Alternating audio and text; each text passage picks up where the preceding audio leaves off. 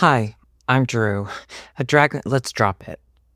Let's drop the shit. My brother is out again this week. If you're a patron, you've already seen that one of the kiddos has been going to the doctor and hospital and doctor. And so they're still trying to figure all of that out. He's okay. So no one worry. There's a lot to worry about, just not with it. Not right now. Yet. No, we're fine. He's fine. But if you miss Grant, okay, Grant will be in San Francisco with us this weekend at IMHO Live at Bo. Come see us. Come see Grant. Be like, Grant, what the fuck? And then, go, Drew, what the fuck? You know how we like it. So this week, just so that you had something, because I feel bad that you didn't get something last week too, because Grant's, I don't know, he had 4 kids. It's his fault. I have put together a compilation for you this week. Now, you may be asking yourself, Darby, how do you have time to do that? Drew, how do you have time to do that? Well, I didn't. So I had a lesbian from Costa Rica do it. And I haven't watched it.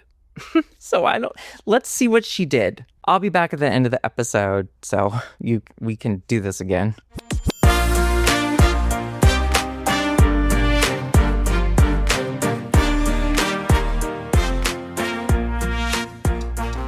The pressure on Piper being the lead role is cranking up in our house. Yeah. Cranking up. She has come in, I think every practice or rehearsal, sorry. She's come in very upset, lots of tears, letting me know the director doesn't know what they're doing. I was going to say that actually. But. The song, this song is out of her range, but she can figure it out. But it's going to take a lot of work. And she's like, I'm just supposed to change my whole voice. Is that what I'm supposed to do? Ridiculous. And it is pretty great to be like, I feel zero, like there's no pressure on me to fix anything or try to tell her you should try this.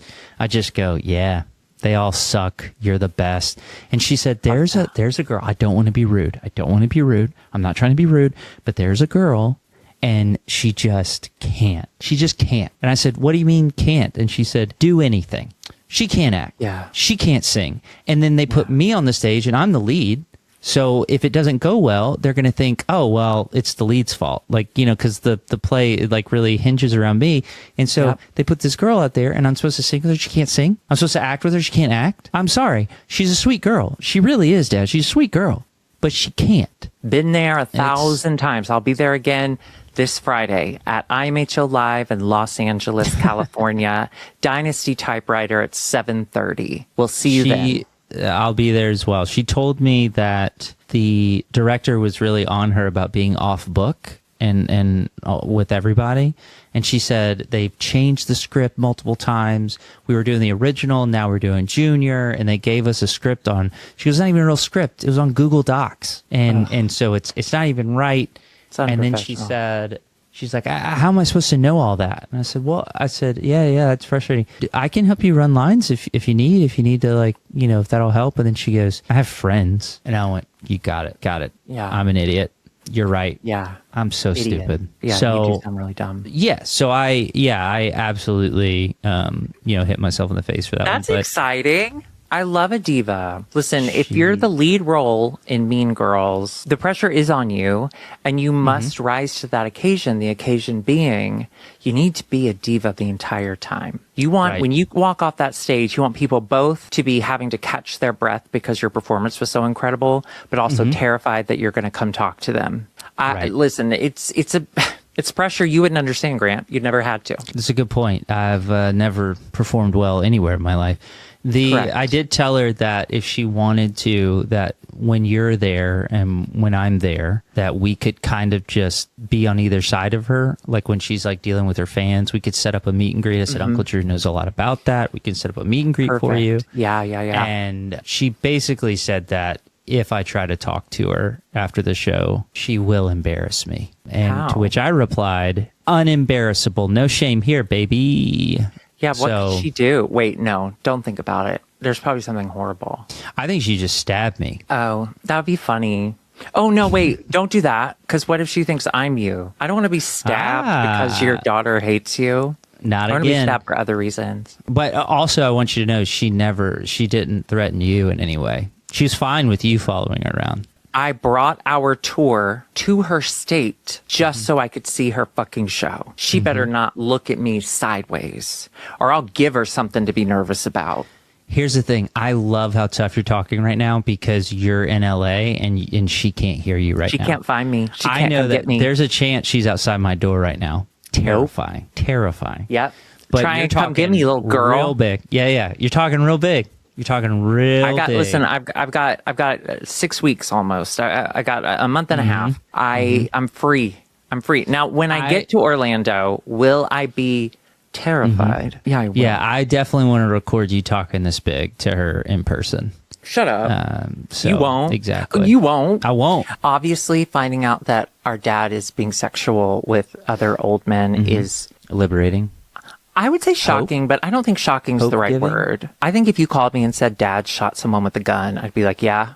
You know, like, I don't think there's anything he can do at this point. Our dad, who loves the NRA but has never owned a gun and has no idea how to use one. And as we were growing up, told us never to get a gun and would always like how dangerous they were about our uncles having guns in the house, and we had to go to their house. Yeah. God bless the NRA. Yeah, something about finding out about dad's other side.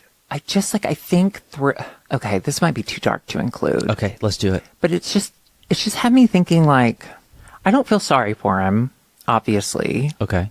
But let's say I do.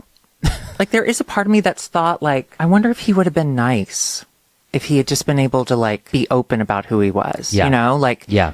Because I don't know, you know, obviously I don't know what his sexuality is, but if it was just that he needed to explore that on the side or whatever it is, I just think like, oh, that's like, you lived such a cloaked, miserable life. Yep. And now I get why, like, everything around you has to function in a certain way.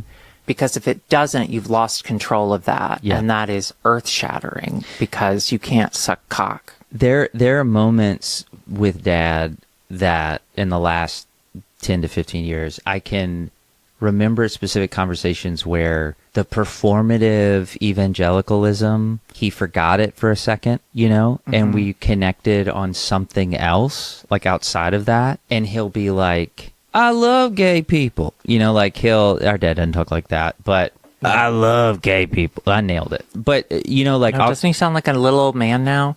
I love gay people. He does. There are moments where he forgets that performative side of himself. You can really see who, like, underneath, like, oh, this is who you'd be if you didn't have all that other shit on top of you. And that person is way less judgmental and whatever. Now, look, he's still responsible for the performative side. Oh, but sure. But it's there. Have you watched Neighbors on HBO? Not yet, because Curtis was out of town. He just got back in town. I'm not allowed to watch new shows with him. It's so good. On episode 2, I'm not giving anything away. There's someone on there who like claims to be like, she's like crazy Christian. And then the next scene, she's in the car and she's like, fuck that idiot. Like, she's like, it's complete. It goes from like, everyone deserves love because of Jesus Christ.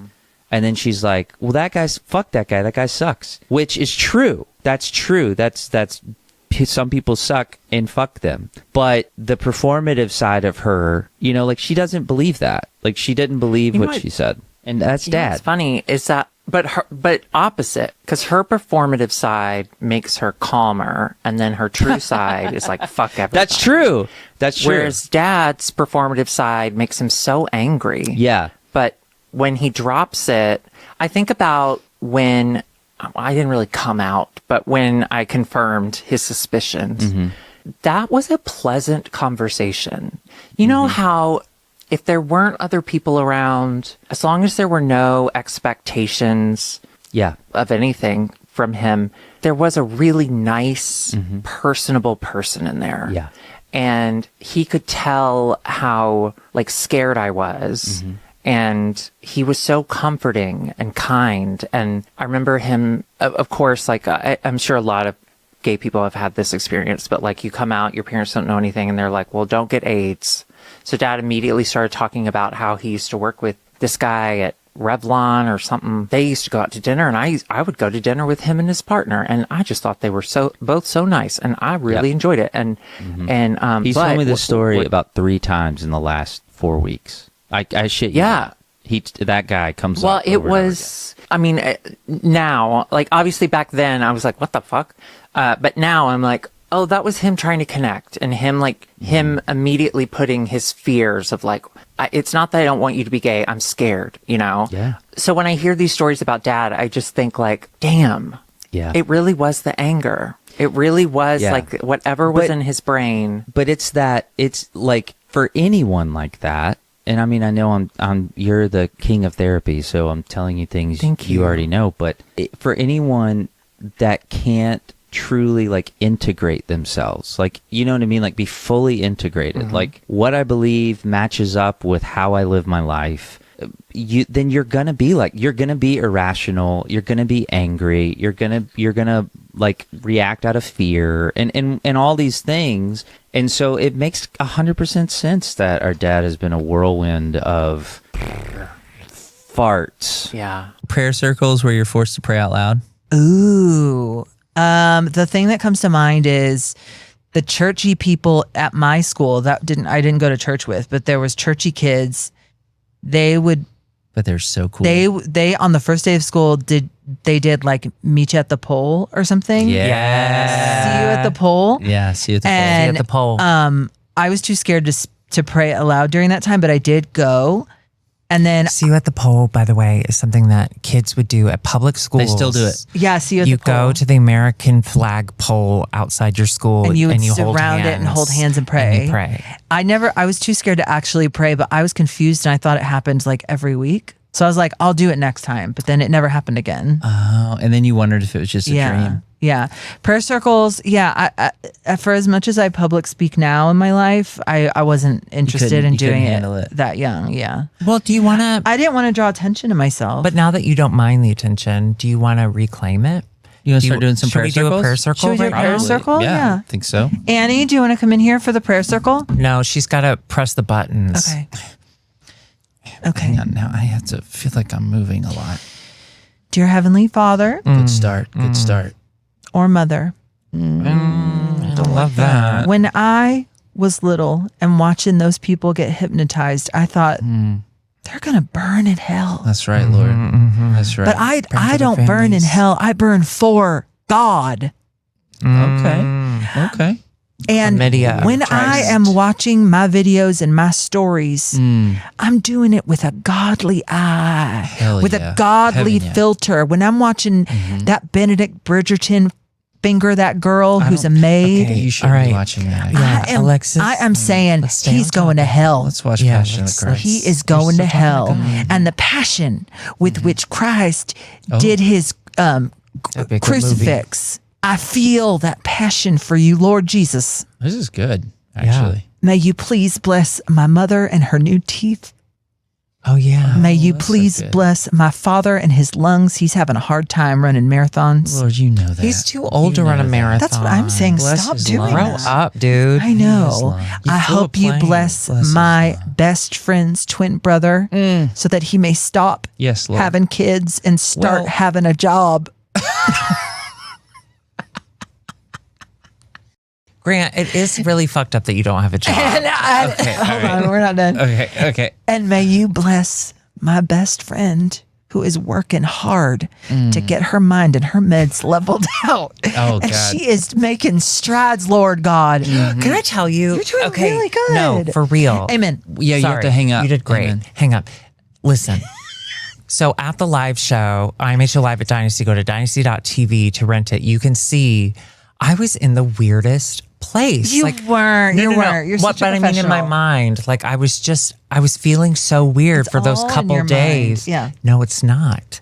I wasn't taking my Wellbutrin. Oh, you Wait, what fucking happened? idiot. Because we went down, we cut it in half, and then my psychiatrist appointment got moved by a week, and so I ran out. So you've just but been taking I still had Altoids. like my Wellbutrin from before, and Curtis like I'll just like throw that in because Curtis has to do the pills for me, or Oh, I so won't it's do Curtis' it. He started fault. doing my pills too. He Listen, mails them to me. I don't want to throw Curtis under the bus, but I don't will mind. throw him under his own Jeep. and say, Annie has a Jeep. And I want to say, Oh, yeah. It's kind of her whole if you watch IMHO Live, it's a very fun, funny show. My brain was everywhere and I couldn't figure it out. I'm so sorry, honey. And it was just because I had not taken my pill. It feels better that you found out the reason. Hell yes, sister. we've been talking about it. From just a, trying to be unbiased and also someone who knows you very well. You did great and you weren't weird. I didn't know until you told me. Well, and thank God I told you on stage into the microphone, which I did. That's what you get with us. Yeah. I don't think anyone could tell. I couldn't tell. Yeah, no. Okay. You seemed Things happen Great that way y'all more. can't tell. Yeah. But it's exhausting. There was, I don't know if y'all saw this on TikTok, but there's a woman who's calling churches. And I was going to ask you if you saw this. let me explain Germantown, it to- baby. Yeah. Yeah. Sorry, I'm just chuffed to bits for you to tell this. I don't mean to be I throwing know a you wobbly. are. I'm just. And like, I'm bubble. You're full of beans. You're full of beans talking about it. It's a real bit of a Sometimes- dog's breakfast. Listen, I had so much dairy last night. I do feel like I'm full of something. Anyway, no, this woman is calling churches and she's not asking for money. She's asking for baby formula. She has the sound of a baby crying in the background. And she asks, I just need to feed my baby. Do you have baby formula? Can I have Do you know baby where the formula?" sound's coming from? It's Her the guy from the baby. Police Academy movies. It's Michael Winslow is his name? That's not, he's dead, right? Isn't Is he? Did I make that up? Can I tell you, if I haven't I thought hope- about a celebrity in more He's than like a year, they're dead. I let them Where's- go so fast. Where's Macaulay Culkin in your brain? Alive! He's 67. Yeah, it was him. He was in the background doing the baby cry. Anyway, Good for you, Winslow. but she's doing it just to kind of show that these churches with their tax exempt status are refusing to help the community. The whole reason It's a benevolence audit. It's Yeah. auditing. Benevolence is what the church calls it. Again, like giving to the needy and the poor and whatever. So it's an audit. Like, will they actually give and be benevolent and or not? I don't love gotcha journalism. However, this one feels very different because it feels like we are helping pay for their church, like we Yeah. pay all our taxes, they don't. So any sort of city related services they receive, they're not paying for. We are. We're paying for like the road repair around their church and all that shit. Yeah. They don't. And the reason is because, well, we're the church and we need the money to help others. And, now that we're in the world of Christian nationalism, we just know that's not happening. And so one of the churches they called was Germantown Baptist, which was our kind of rival church. Rival mega church. Bellevue was the Yeah. mega church. Germantown was slightly smaller, but still a mega church. Still a mega church. It's huge. And it's where we had our 8th grade graduation from our public middle school. Oh, whoever Our sang public saw middle the school. video of Drew singing "Climb Every Mountain" that I posted on Patreon. That's Germantown That's Baptist. at Germantown Baby. Baptist Church. Yeah, so if you're on Yeah. Patreon, look it up. Anyway, she calls, she asks for formula. They ask if she's a member. And she says, no. And they say, well, our benevolence program is for members only. And of course, that response is bonkers. Yeah. And so From a human standpoint, like from a human being standpoint, even if that's true, like could you as a person take that phone call and hang up? hear the baby and go like, and all they're asking for is formula. Sorry, my baby's yeah, call. starving. Can I please have baby formula? Can I have a And you're can like, of you're not a formula? member. Yeah. Anyway, I mean, we're not surprised, but that specific one, like a lot of churches, the majority of the churches she called did not help her. But the Germantown Baptist one really took off because it was so egregious. And we know that it's a church that is filled with money. Mm-hmm. And anyway, so it's been really fun flipping through TikTok and seeing, everyone talking about Germantown Baptist and how awful it is. And I can't believe. And I'm like, I can. I grew up with a millionaire pastor. Are you fucking kidding? We don't care about people. And then did you see the sermon from Sunday yeah, where he the called them all response, yeah. trolls? woke trolls, or something Woke like that. trolls. They're trolls. Yeah. Outrageous, but not surprising, you know? But that's what Jesus taught. He said, when someone strikes you on the cheek, turn away from them so they don't see that you're forming a fist. And then hit them when they least expect it. Slap them back. This other pastor went viral because he came out in defense of these churches and said, well, people try to scam churches all the time. So I don't think it's fair that like they turned you down over the phone. And so that makes them a bad church because they're probably worried they're going to get scammed out of baby formula. You think people are running a baby formula scam ring? What is wrong with you? And then, of course, he got blowback. And what did he do? Woke trolls. Like, it is. Well, when honestly Jesus like fed like, the 5,000, yes, one of the disciples was there doing credit checks, background check, making sure that if Jesus fed you, that you actually needed it.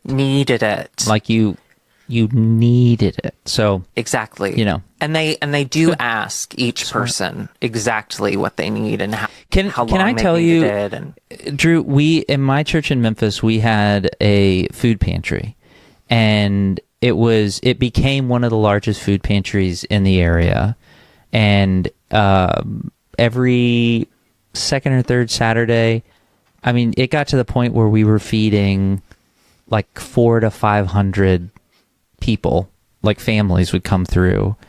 We would collect the food, we would go to the food bank and get whatever we could there. And it was really incredible. And one of the things that it enabled us to do was we would pack food boxes. So when people off the street would just walk in looking for help, what do you need? You know, we could hand them food boxes, we could hand them toiletries, we could hand whatever they needed. And you know, there were people who would pull up in like a brand new Lexus or a brand new Mercedes or a brand new any type of luxury car, and they would come in and say, I need food. And they would like tell us, you know, I've got 3 kids at home and whatever, and we'd give them the food. You know, like if they're scamming us out of a box of pancake mix, and 2 things of cereal and whatever, okay, because do you know what the other side of that is? If they're not scamming us, then we're saying to them who are right in front of us and they're hungry, let your children and we're also starve. saying to their children, we're not going to feed you. Can I tell you that yesterday the kids are out of school celebrating all of the presidents, specifically your favorite, James K. Polk. Just Max loved wanted his policies. He wanted to go to like a Dave and Buster's-esque place here, and he said, can you pick up my buddy and his twin sister? And I said, yeah, I'll pick all you guys up. I go pick them up. I know that my boy has had a crush on his friend's sister for a long time. But I've never seen her before. Seen the friend, never seen the sister. So she gets in the car. She's this beautiful little girl. And I was like, oh, Max. Okay. Oh, don't say Max. that. Don't say it like that. Why? She's beautiful.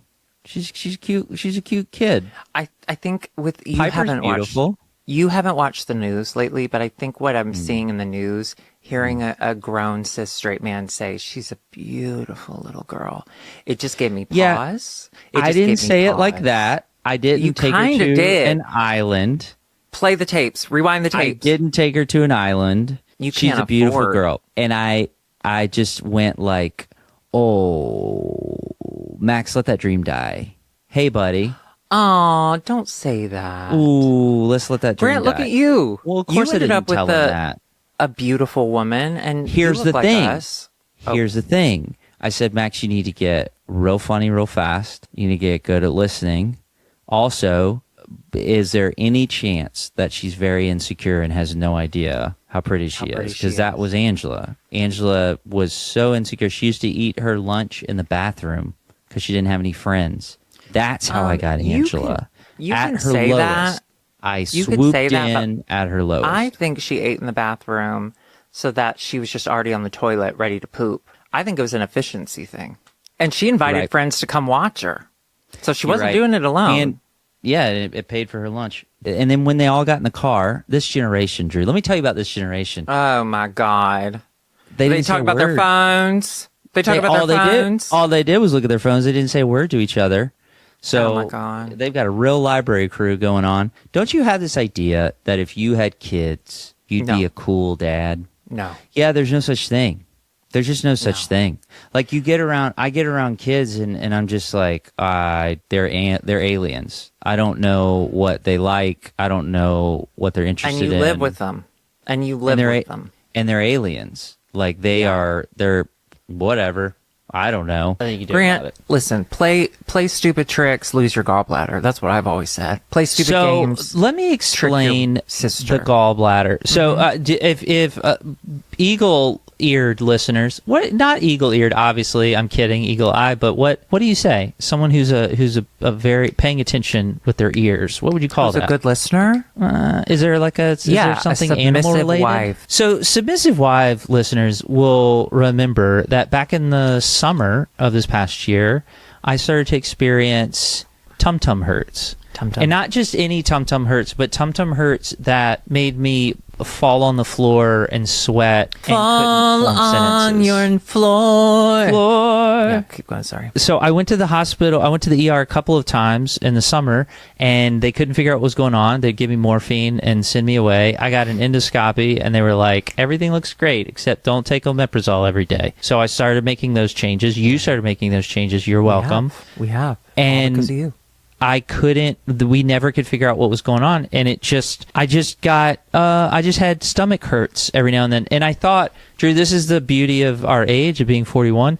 I just assumed this is my pain. Like, I just assume everyone over 30 is in pain. Yeah. And so, like, I would see people jogging, like 40-year-olds jogging, I'd be like, oh, I just can't do that anymore because I have tum-tum hurts. Like if I run, my stomach you hurts. used to run all the time. That was really tough for you to give it up. God, I ran. When I started running, I didn't stop running. Forrest Gump, classic American movie. There is I'm so sorry, bookmark real quick, 2 seconds.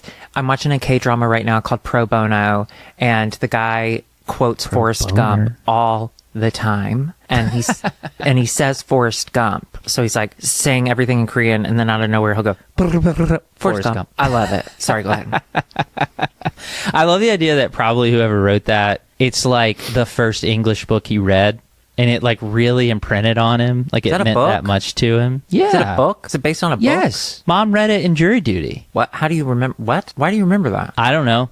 I just remember Mom had jury duty for like a week or something, and she had a really big old Forrest Gump book. Wow, and good for that's her. what she read. She's a fast reader. Anyway, I just thought tummy hurts forever. I just thought that this is my lot in life. I'm just going to have tummy hurts. Last Sunday, a week ago, it was like getting late, and I started to get that pain that I was like, this isn't just tummy hurt. This is going to be hospital tummy hurts. I started to sweat, and I knew something was happening. And so I woke up Angela. It was like midnight, and I was like, I'm so sorry. We need to go to the hospital. Like I'm going to be in insane pain. So we get to the hospital. Fantastic experience. Well, we it's a walk in. Seventh-day Adventist for you, baby. Well, let me tell you, we walk in, and at this point, I've hit the wall where I can't form sentences anymore. I'm in that much pain. I can't open my eyes. Oh, we should have done an episode. Oh, I walked right into the check-in desk, and when I say walked into, I physically full speed because my eyes were closed and Angela got distracted and turned away. See, y'all, that's comedy. I went,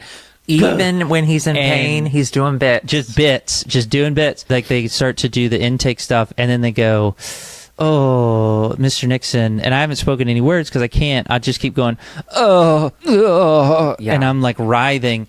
And they said, we don't have any rooms available. You're going to have to wait in the lobby. No. And I was like, the king of kings. So we go over, and I'm delirious.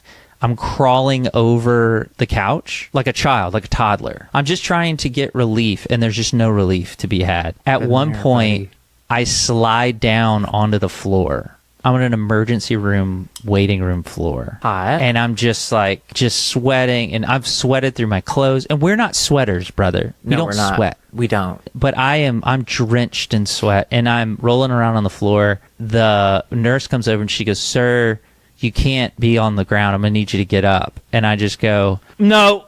That's all I just keep saying, no. And then she comes over, she's like, you got to get up. And I finally just look at her and I open like one eye and I just go, help me. Like, and when I say help me, I wasn't talking like I'm talking to you now. It was like, help me. It was terrible. So she does. Oh. She immediately goes, okay, something's Serious. really wrong here. Yeah. And so she starts an IV, but she won't start medication because I haven't seen a doctor yet. She's just trying to speed it up. Like, you're not in a room yet. Let me get you whatever. Fast forward, we get to the room. This is where the malpractice comes in. Hell yeah. So we get to the room, and Angela's explaining to him the history, that I had the endoscopy, whatever. I haven't had this pain in a few months. Is she crying?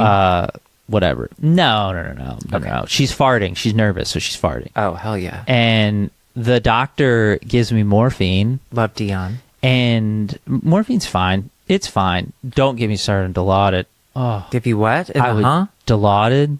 I Have don't you ever know what had that? is. No. It's the first drug that I was like, oh shit, I would Opioid. do bad things for this. Yeah, it's an yeah. opioid. Yeah. Like, it's so much better than morphine. Like, they gave it to me once. I can't do opioids. And I went- It makes me sick. Oh no, I can do them all day long. I think they make me whole. I think I could do meth. Anyway, Dilaudid made me, like, literally after they gave it to me, it was so incredible that the next time they were like, it's time for your pain meds. Are you okay with Dilaudid? I went, I didn't really need it. And I was like, I don't need it, but I really want it. What does that mean? And she goes, that means we're going to switch medications.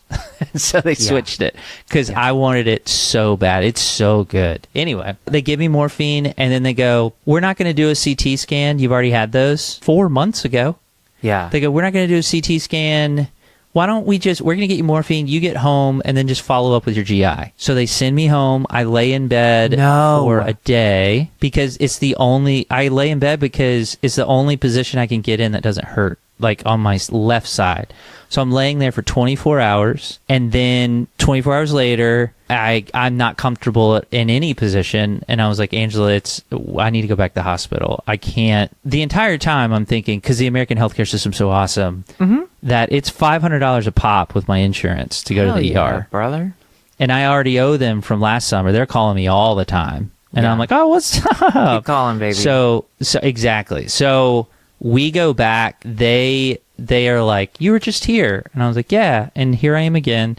They do the same thing. You need to wait over here. But this time they draw blood, like, immediately. So I'm waiting over in the corner, and they get on the loudspeaker when my blood results come in. They don't even come talk to me.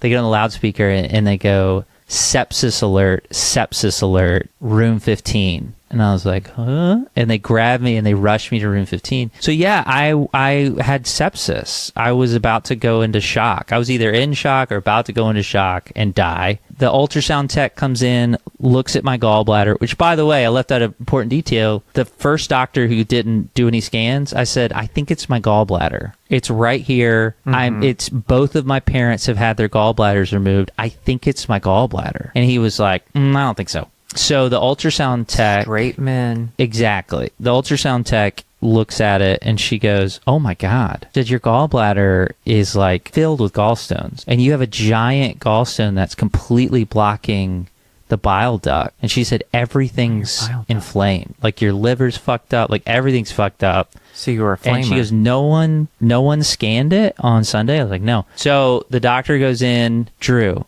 the surgeon, when I came out of surgery, I had a tube coming out of me draining all of the infection and stuff out of there. We've all had that. He said, do you know what gangrene is? And I was like, is this a civil war? Like, what the hell are you talking about? Your gallbladder was dead. Like, it had been cut off, like the blood flow had been cut off from like the gallstones, that it was dying. I guess on Sunday it was dying, and they sent me home and it died and it was rotting. So gangrene means it's the blood flow is cut off to an organ and it's rotting. So it was rotting inside me and poisoning me. Yeah, tell me more. It was awesome. Yeah, so we're talking to lawyers. No, it was a wild experience. The hospital was so bad at their job. Can you talk to a bad at lawyer? their job. You should, right? Or no? Yeah. Everyone I've told the story to is like, you need to call like Morgan and Morgan for the people. You almost died. Yeah, I did. I gotta say, And- Grant. Oh, keep going. I apologize. No, go ahead. No, you got to say. So we get a text in the middle of the night from Angela about your sepsis alert. And Yes. I need to make this about me. I spiraled. I was like, oh my God, this is it. This is it. Like, Grant's about to die. I'm going to be a dad. Yeah. And I, Exactly. legitimately, I told Curtis, I was like, if something happens to Grant, we have to move them out here. Like, they have to live with us. Like, we have to figure it out. We'll do a GoFundMe. We'll get them out here. Yeah, I was like, yeah. I was so panicked. I was creating all of these scenarios because, of course, the first thing I do when she says sepsis alert, I Google it. It's not good. It's not good. No. Yeah, no. It's apparently, it's like, going to see Jesus, going to see the Lord. Wouldn't that be fun? He wouldn't know you anymore. He'd spit you out of his mouth, you dumb bitch. When you have a bad hospital, it does provide a couple of like fun moments sometimes. Yeah, of course. One of the best and most is this really fucking happening moments was, so they kept me for several nights because of the sepsis. Right. Like, they were like, you can't leave until we're certain that you don't have an infection in your blood anymore. I had this tube that was just sticking out of my side, and it was just constantly draining. And so before I leave, that's the last thing they take out. And they have to pull it out, and it was a pain I can't describe to you. And I don't mean intensity, I mean feeling. Like, I've had a PICC line. You know what I mean? removed. I know exactly what you're talking about. Exactly. Yeah. Like someone, I was trying to describe it to someone yesterday who's never had that. And I said, can you imagine someone just kind of just scratching all of your organs? Like, just something being dragged. And so I was like, I don't know how to Taking describe a it to tube you, out of a man. tube. It's an odd sensation. Yeah. Yeah. It was painful. It wasn't insanely painful. It was just odd. But Just gross. my nurse was the most. I wanted Piper to come see because maybe she'd have something to aspire to. She was the most on the spectrum nurse. I love that shit. And she one of the things she did was she goes, your potassium's really low. I'm going to get you this pill. It's huge. And so you can either try to swallow it, I can cut it up for you, or we can dissolve it in this water. And I go, I'll just swallow it. And then she goes, oh. And I go, it's a pill. And she goes, I know, but when people do it, it freaks me out. Like, it's like, what's wrong with you that you can swallow something like that? Fair. She's an icon. She hands it to me, and then she goes, you're really going to swallow it? And I go, yeah. And she goes, I'm not going to leave the room in case you choke on it. And so she stood like 10 feet away from me. This was her face the entire time I was taking the pill. She just goes, obsessed. Love her. and then I swallowed it, and I go, okay, I'm good. And then she goes, really? She goes, oh no, you got to do that again, like later. I'm going to have to see that again. And I was like, I'm sorry for this. Anyway, so she puts the bed all the way up. I have to take the gown off. I'm sitting there in my Twinnuendo underwear, on sale now. Sure. And at Toys R Us. And so I'm just sitting there, and she's popped her pussy. flange off or whatever. And she popped her pussy. And so she's about to pull it out. The door opens, and in comes the charge nurse, like the administrative nurse. And I've only talked to this woman once. And she goes, Mr. Nixon, is now a good time? No,